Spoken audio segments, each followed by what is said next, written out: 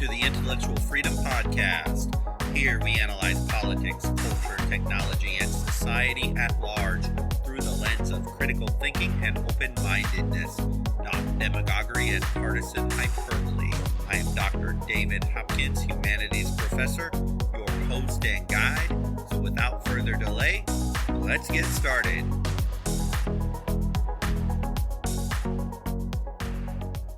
Technology has just evolved dramatically, but the human brain has not fundamentally changed for centuries.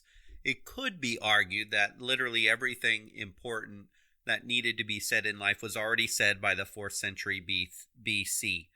Everything else is just simply regurgitation in a new form. As I bring up the topic of AI and computer algorithms embedded in smart devices, social media, search, and the likes of YouTube, I think sometimes we tend to oversimplify the problem. As a humanities professor, I never in my life dreamed, even 10 years ago, this would be a topic of incredible importance in culture. As I look at it and see it, I'm really stunned by the profound impact. Yet, we all generally are just watching it happen, almost with indifference. Helen Keller said, "Science may have found a cure for most evils, but it has found no remedy for the worst of them all, the apathy of human beings." We all need to objectively evaluate technology, not with hyperbole, conspiracy theory, but look at what it is doing, and how it has become to dominate our lives so profoundly. Things like this don't just happen just because. Let's slow down and look at it carefully and systematically. It's that important.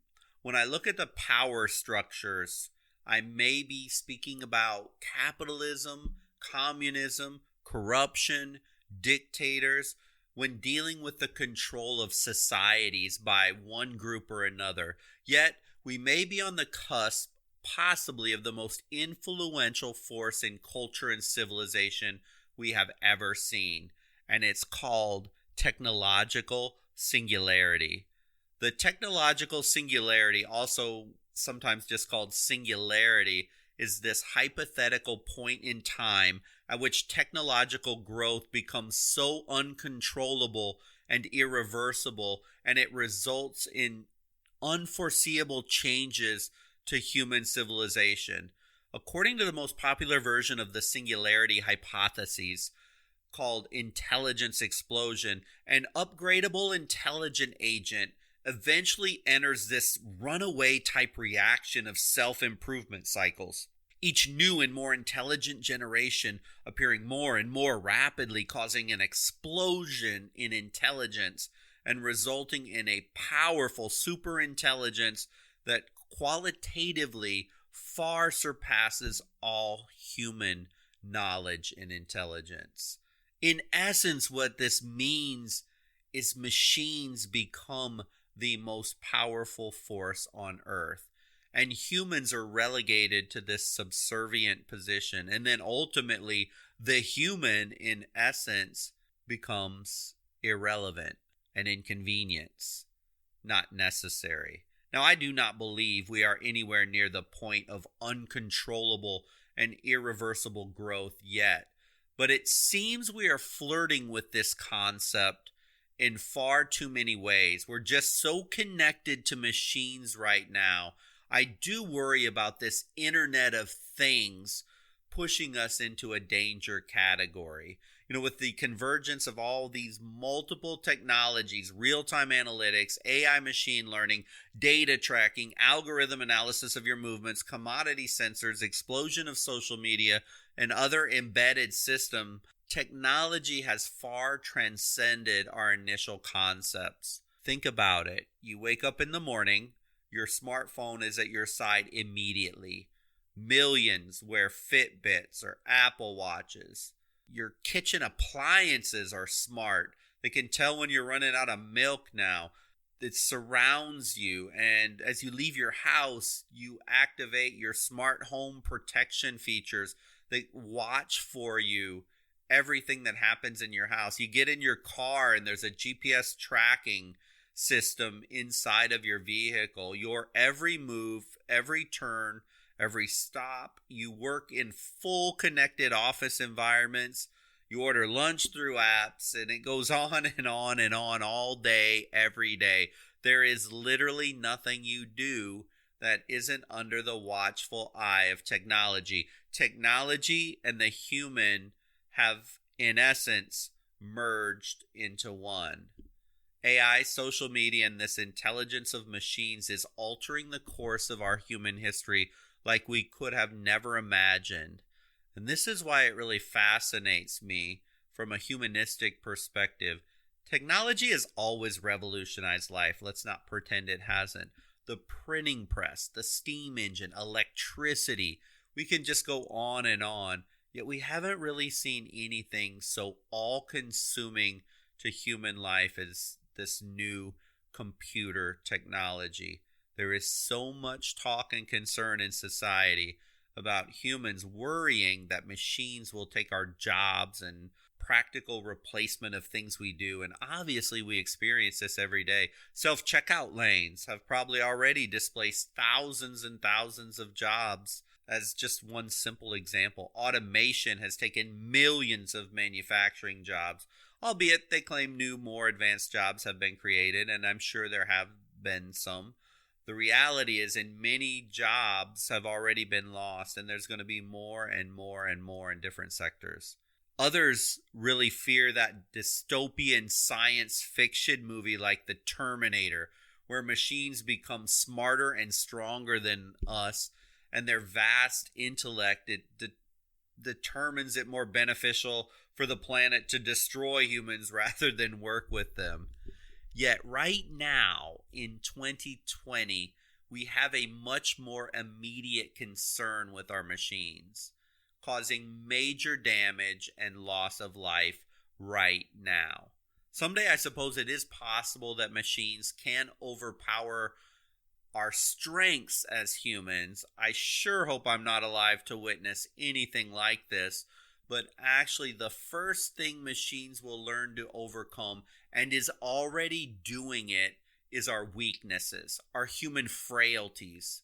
This is actually the low-hanging fruit of AI technology, and it is being deployed today. And this is what I want to focus on in this podcast. Not the future what-ifs, but today, right now, in practice, and clearly observable to all of us. Humans are prone to addiction, self-esteem issues, anxiety, fears, desires to belong, greed, radicalization, polarization. So actually, AI will overpower our weaknesses first, and AI will and already is using our weaknesses to manipulate us, as it is much, much easier than overcoming our strengths. In fact, it has overpowered our weaknesses. We just don't fully realize the extent just yet. Case in point, I want to bring up a tiny country. Some of you surely have heard news tidbits of this.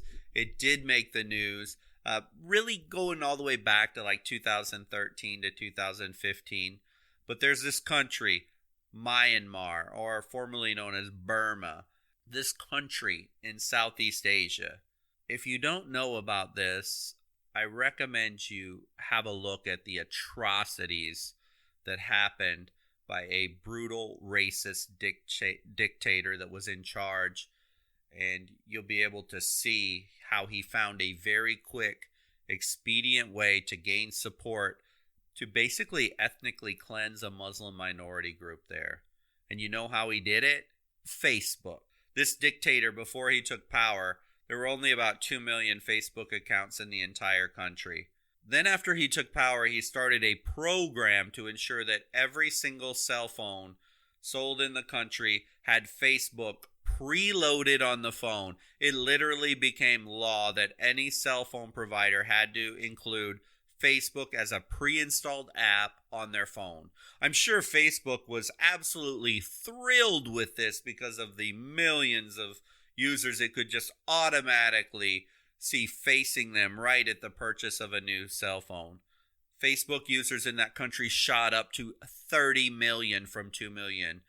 These users had basically very little technological savvy in social media, fake news, manipulation of the media, and the results were absolutely staggering. So as soon as Facebook became just embedded in life, as it happens even in the Western Hemisphere as well, developed countries, well, the government began its manipulation campaign on Facebook, creating fake news, creating viral videos, other impression manipulation tactics. It's almost a Hitler-esque campaign against the Muslim minority, ethnic minority, and the result, thousands murdered and raped, over 730,000 refugees having to flee the country.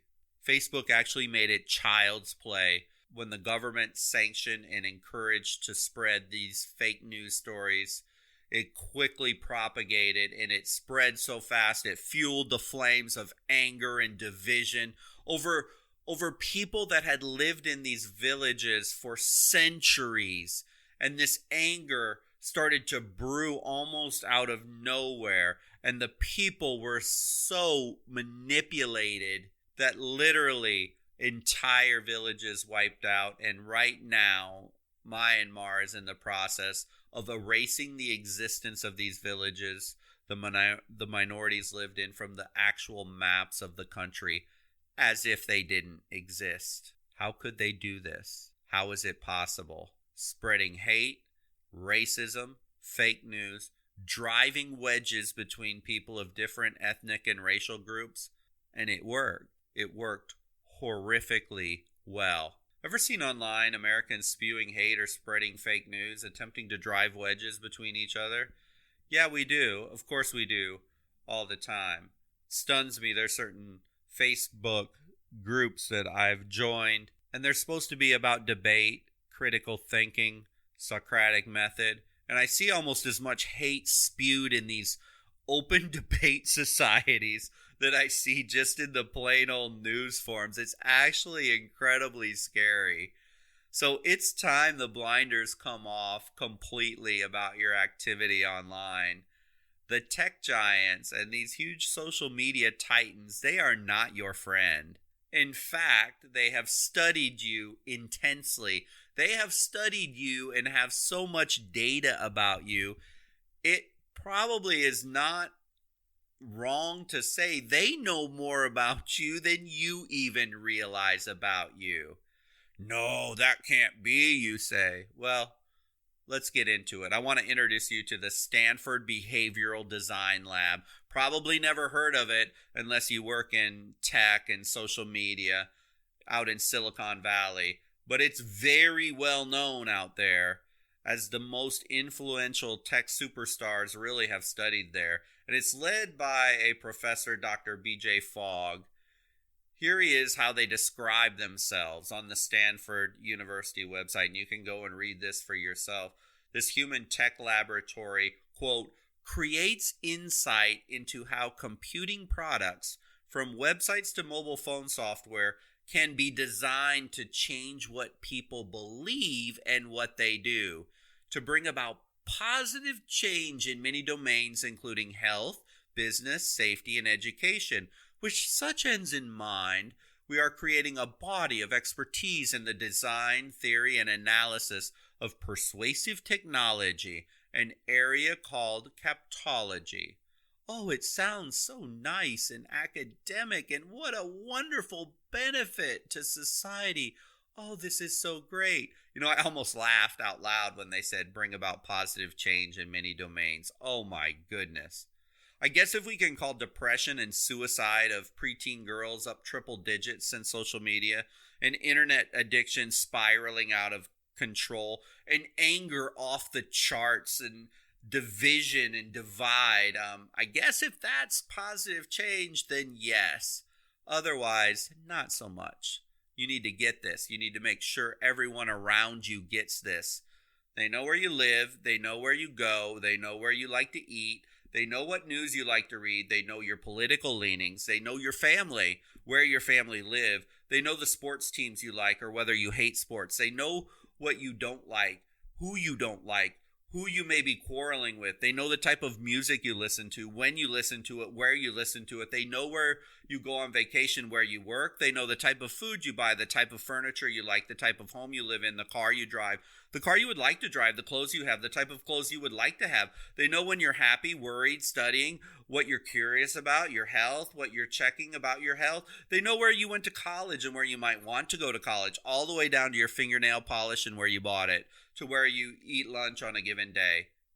You and me are lab rats in an experiment of all the digital media titans. They want to know you psychologically more than even you probably want to think about yourself.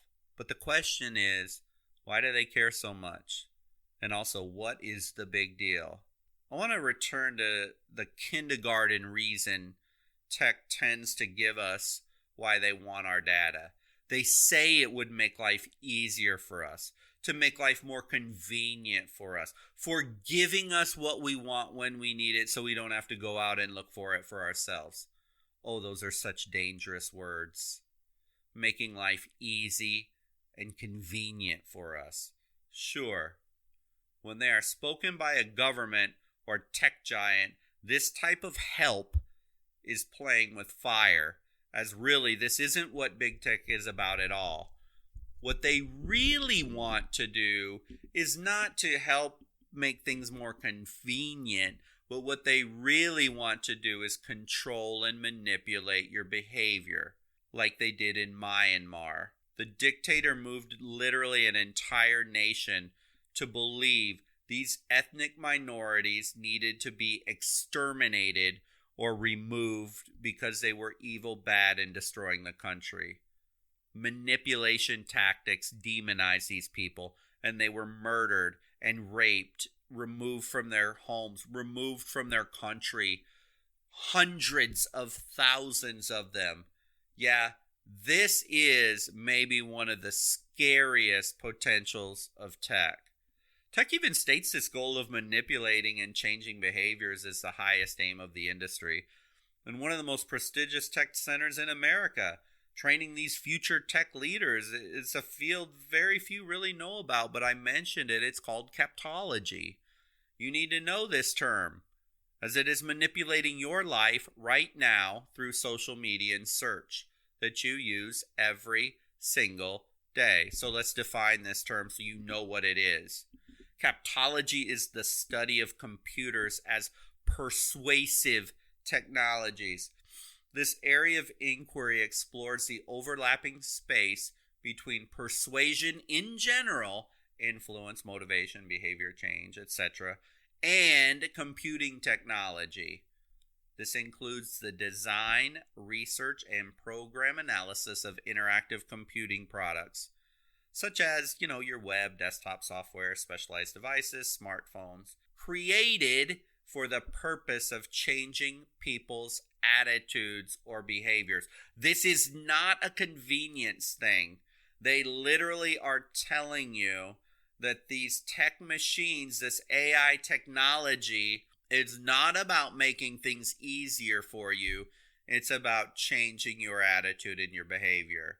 There really are three cornerstone psychological theories or human traits that the tech industry can prey on most easily, and they can build, design, deploy technology to use psychology against the human brain. I think it's well worth our time to understand how tech and AI is attempting to manipulate you.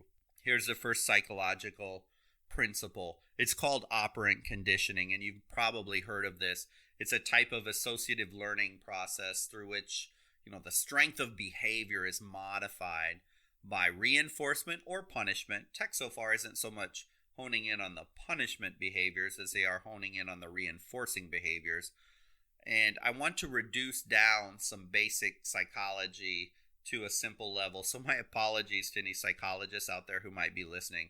But there was this individual, his name was Edward Thorndike, and he lived around in the early 1900s, and he developed this thing called the law of effect, which states that behaviors, when followed by satisfying consequences, they tend to be repeated. And those that produce unpleasant consequences are less likely to be repeated. I mean, it's a no-brainer, right? We all get this. I mean, I would do things that would tend to lead to a positive reinforcement and tend not to do things that lead to a negative reinforcement. That's kind of simple. Anyone who has even had to train a dog to go to sit, you give them a treat, and over time they're going to learn the process and they're going to do it. So it's a basic idea. We take it a little bit further with a psychologist by the name of B.F. Skinner, and he took Thorndike's theory to another level, and he created what was known as the Skinner box, and he wanted to prove this theory in actual practice. And basically he took pigeons and rats, isolated them, exposed them to careful controlled stimuli, and the arrangement allowed these subjects to make one or two simple repeatable responses, and the rate of each response became Skinner's primary behavioral measure. And it was incredibly successful. It proved that idea of Thorndike almost conclusively, that animals, including humans, when they experience a pleasurable outcome, they will almost incessantly, eventually obsessively, seek out those positive serotonin hits if they're left unchecked.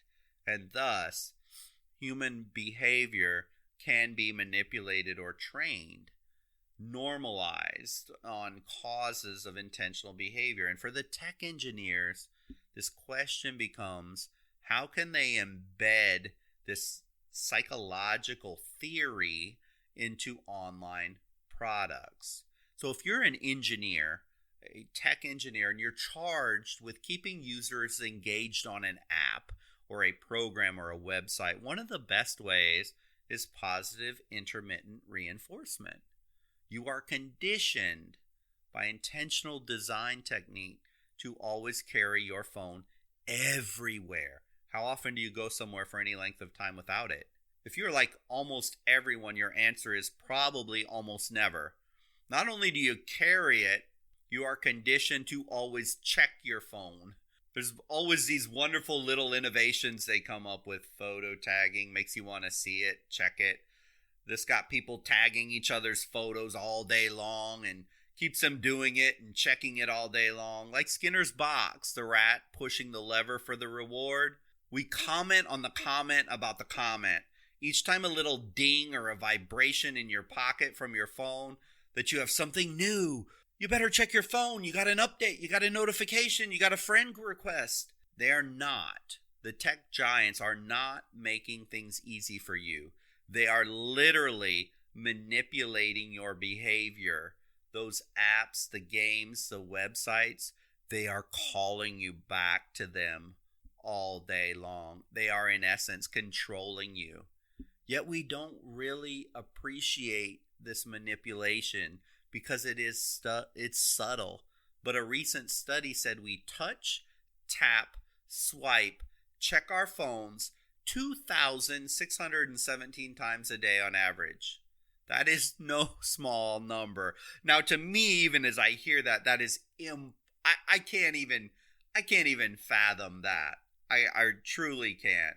Now, I am sure there's days on my phone I will tap, touch, swipe, check, hundreds of times. 2,600 just seems an obsession beyond what I can appreciate. But let's even say it's a half of that or a quarter of that, or hey, even 10% of that. 200 times a day seems pretty addictive to have a look at your phone.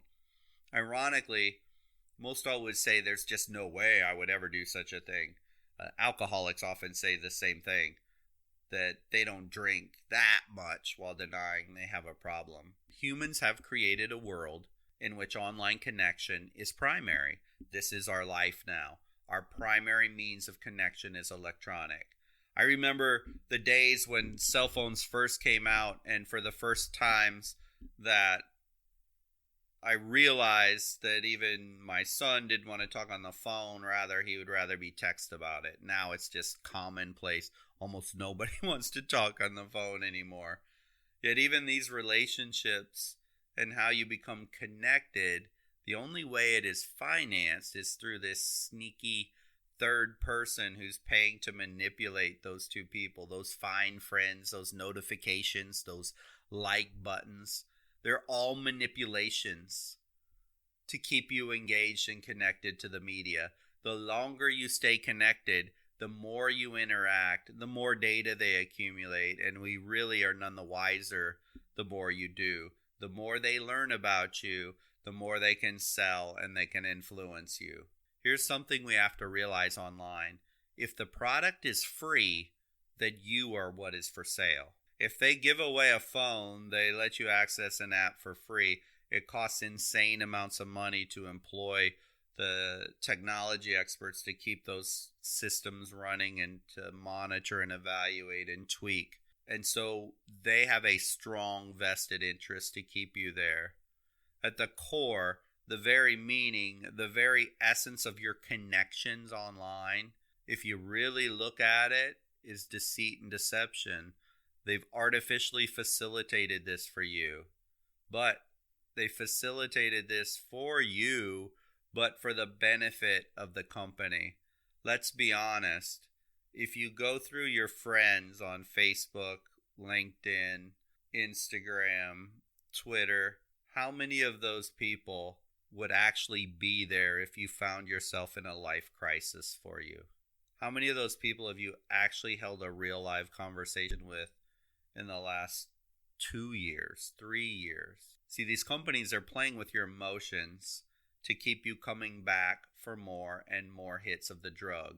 Literally, the same way the rat in Skinner's box kept hitting the lever for that endorphin rush, you get a similar rush and reward for each contact, each notification, each friend request, each update. The phone apps, they call you back over and over again.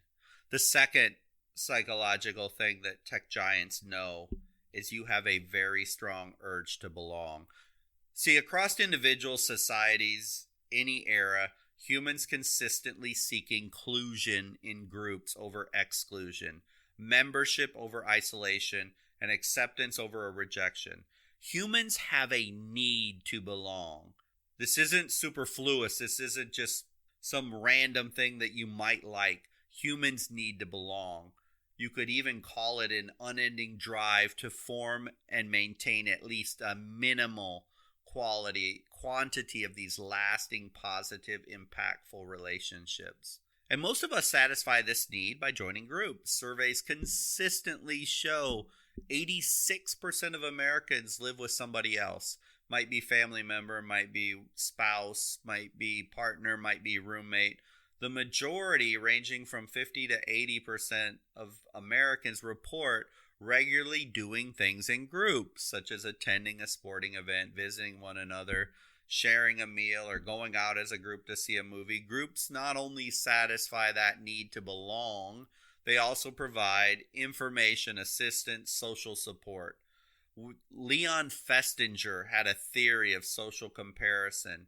He was from the mid-1950s, and he suggested that in many cases, people join with others to evaluate the accuracy of their personal beliefs and attitudes.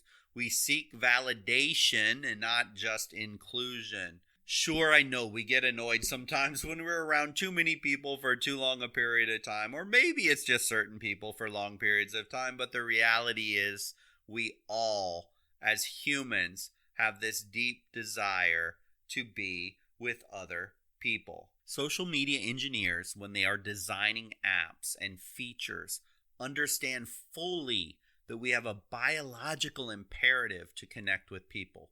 Even when we connect with friends that are not even really friends or close friends, or heck, maybe they're not even friends at all, but you got a friend request. It's like, oh, this person knew such and such who knew this person, and so thus, wow, here's a friend request for you.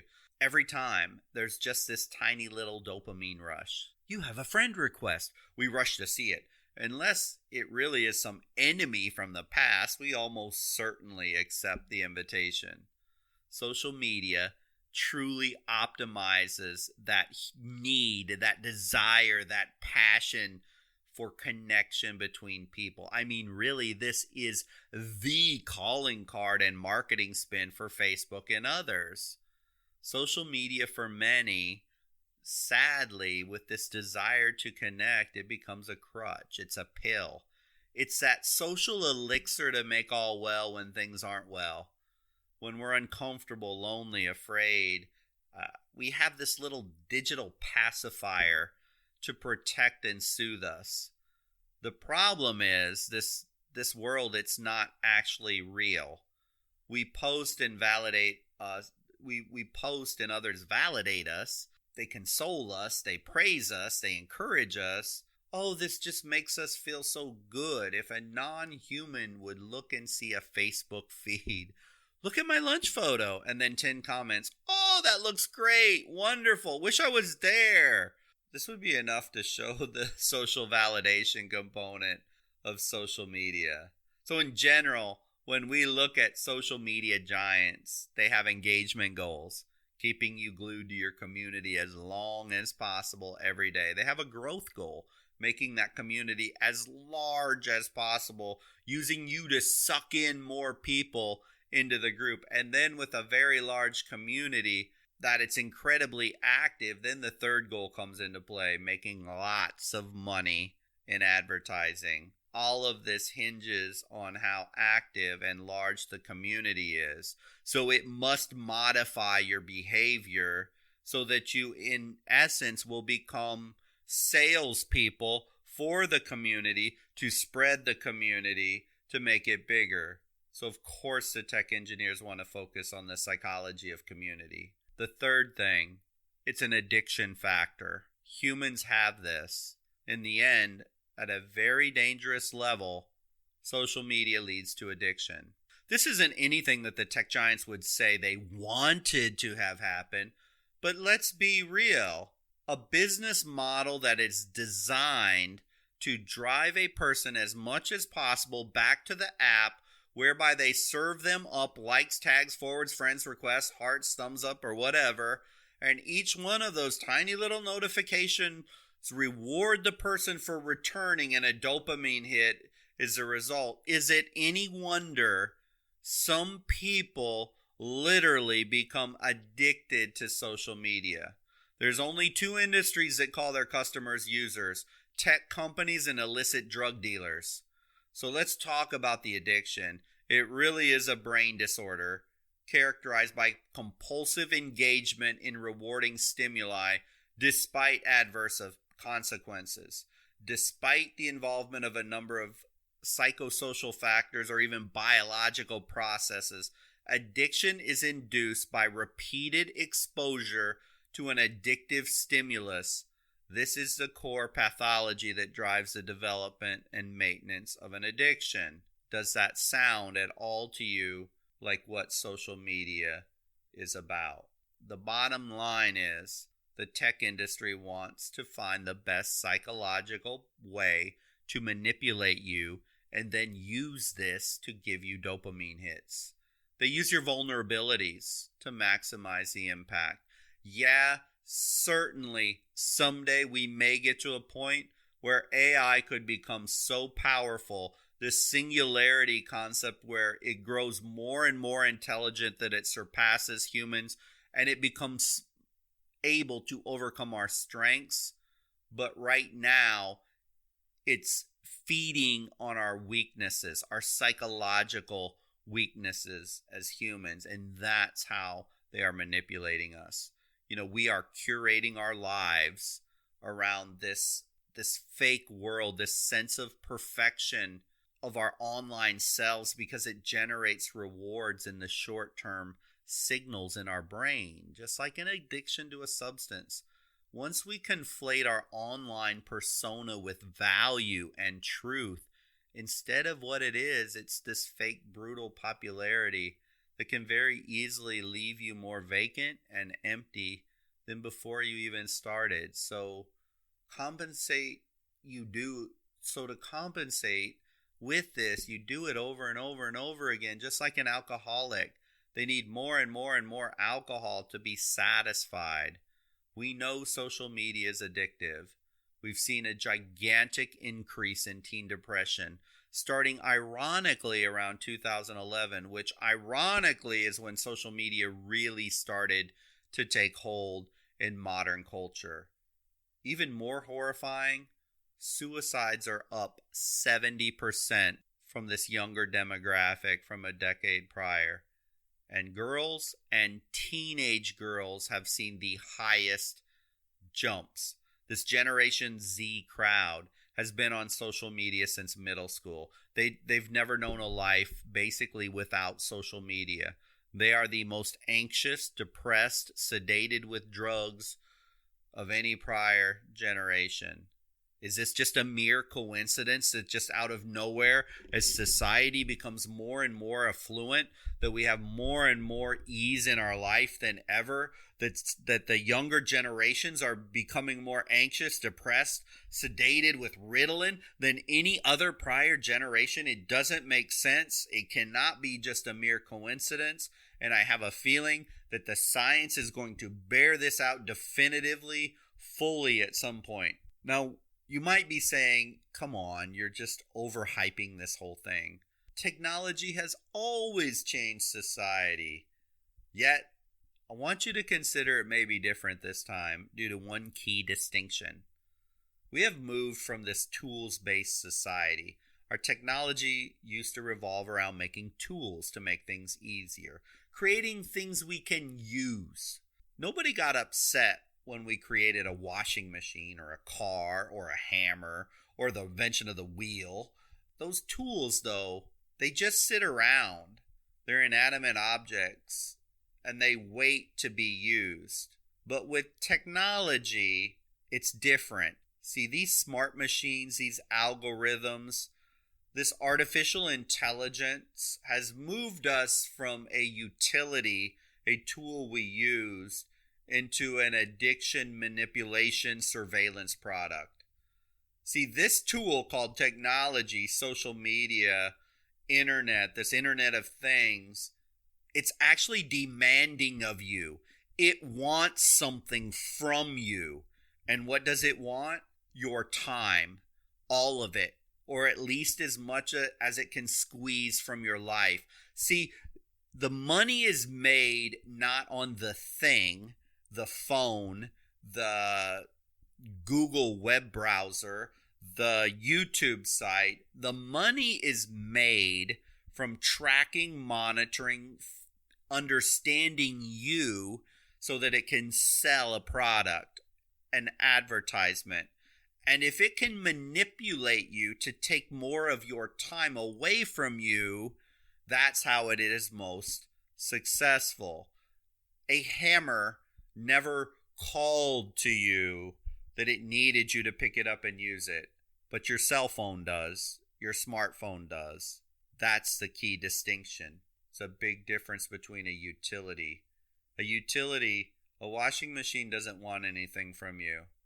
Your smartphone does want something from you. Your time. So, if there is one final fact that should close the case on how dangerous these products are, in 2018, Business Insider published an online article, and the title of it is, and you can Google it and you can read it, Silicon Valley Parents Are Raising Their Kids Tech-Free, and it should be a red flag, end quote. There's your title. Basically, the gist of this article is this. Social media and over cell phone usage destroys the brain, and these tech giants know it. These tech giants manipulates the mind. And so, as they create products for everyone to use, they don't let their own children use these products. Most of them, if you read the article, want to push off their kids' cell phone usage and online usage until they're seniors or until they reach into the high school age limit. So this is big. Even one of the individuals cited in this particular article was a chief AI engineer at this machine learning startup called One Smart Lab, and he said this quote, "You can't put your face in a device and expect to develop a long-term attention span," end quote. That's powerful. These tech giants are selling you a product that they won't even let their own children use. That should be a major wake-up call to you and how you approach technology yourself and with your children.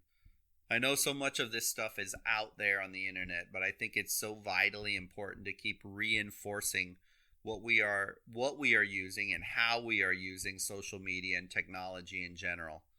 I know I've heard that social media, it's a force for good, and it's no doubt It's done amazing things. People have gotten heart transplants. People in dire need have found a rallying support group. People who had been disconnected for years found their ways back together. So, I'm not going to deny the fact that there's value in social media. However, we need to be very cognizant and we need to be very careful how we use this technology, because the reality is these tech companies, they're playing for keeps, and we cannot zombie walk through how we use and view technology. The power to acquire data and, more importantly, manipulate data to learn about us, to shape our views and change our behavior is a type of power that we have never seen in the history of civilization at this level.